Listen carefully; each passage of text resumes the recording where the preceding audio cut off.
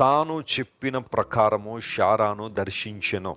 The lord visited అనే మాట అక్కడ మనం చూస్తాం. దేవుడు దర్శించువాడు. మనల్ని దర్శించే దేవుడు ఆయన, వదిలిపెట్టేలేదు. మళ్ళీ మర్చిపోయేవాడు కాదు ఆయన.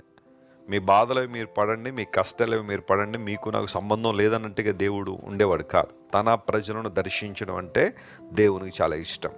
తాను చెప్పిన ప్రకారం అబ్రహాము శారాల జీవితం అనేక మందికి స్ఫూర్తిదాయకమే. పాత నిబంధనలో ప్రస్తావించదగిన గొప్ప వ్యక్తుల్లో అబ్రహాము చాలా చాలా ప్రాముఖ్యమైన స్థానాన్ని అలంకరించాడు. అబ్రహాము యొక్క విశ్వాసయాత్రలో శారమ్మ కూడా పాలిభాగస్తురాలై ఉంది. వారిద్దరూ కూడా దేవుని చిత్తాన్ని నెరవేర్చడానికి వారు ప్రయాణం చేశారు.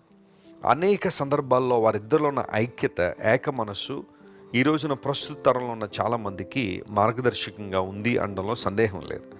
దేవుడు అబ్రహామును దర్శించి నిర్ణయ కాలమందు శారా కుమారునికి అంటుంది అని దేవుడు వాగ్దానం చేశాడు.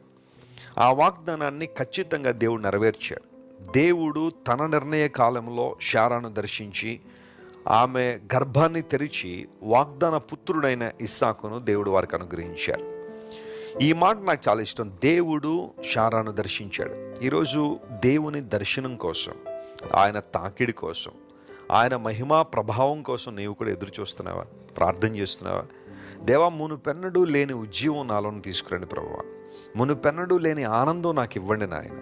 మునుపెన్నడూ లేని ఆసక్తి నాకు దయచేయండి. నీకు మరింత దగ్గరగా రావాలని, నిన్ను గట్టిగా పట్టుకోవాలని, నీ విశ్వాసంలో నేను ఎదగాలని కోరుతున్నానని ఎవరైతే దేవుని వైపు చూస్తున్నారో దేవుడు వారిని దర్శించడానికి ఆయన ఎల్లప్పుడూ సిద్ధ మనసు కలిగిన వాడే. ఈరోజు నిన్ను దర్శించడానికి దేవుడు సిద్ధ మనసు కలిగిన వాడు.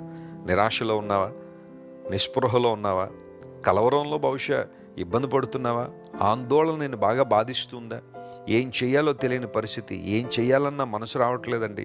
మనసులో ఏదో సంఘర్షణ ఉంది. నా జీవితంలో ఎందుకు ఇలా అవుతుందో నాకు తెలియదు, దేవుడు నన్ను దర్శించాలని ఆశపడుతున్నాను అని కనుక నువ్వు కోరుకుంటే నీ దేవుడు నేను దర్శించడానికి ఆయన సిద్ధంగా ఉన్నాడు.